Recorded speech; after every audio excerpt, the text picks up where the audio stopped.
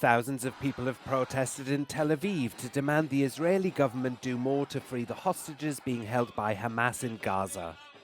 Protesters also called for the resignation of Prime Minister Benjamin Netanyahu and demanded new elections. Division among Israelis has been growing over how the government has handled the war against Hamas. Around half of the 250 hostages taken by Hamas have been freed, but Israel says around 100 are still being held in Gaza. Poland's Foreign Minister Radoslaw Sikorski has accused Russia of plotting to destabilise the situation in Europe ahead of the upcoming elections to the European Parliament. Oddam głos w pierwszej kolejności panu ministrowi. Bardzo proszę.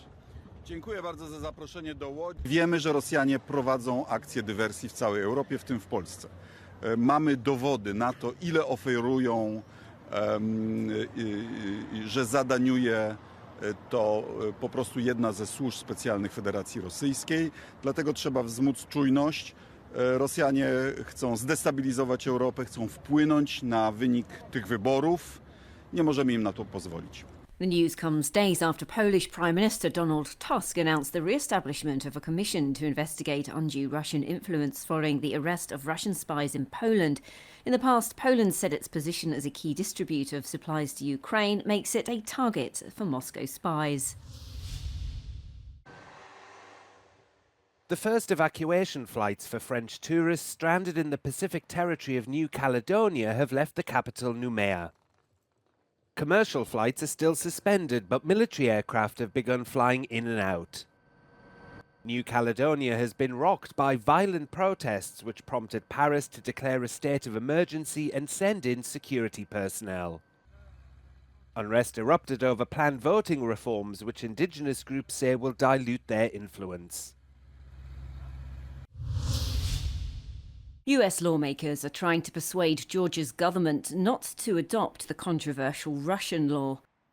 That law, which aimed to promote transparency of foreign influence, was recently passed by the Georgian parliament. US Secretary of State Antony Blinken announced a visa restriction policy against Georgian officials following the controversial bill.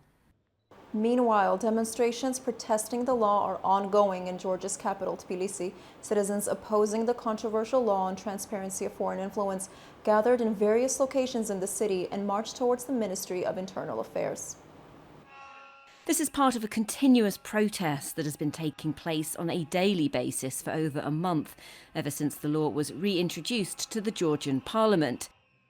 Acts threatening sanctions for Georgia's democratic backslide and a revision of US-Georgian relations are also on the table.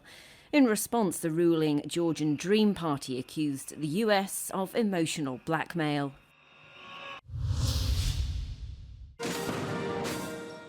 Spain's King Felipe and Queen Letizia have presided over this year's annual Armed Forces Day parade. More than 3,000 soldiers took part in the ground parade, which covered a distance of around 1 kilometre. This year's event took place in Oviedo, the capital of the northern Principality of Asturias.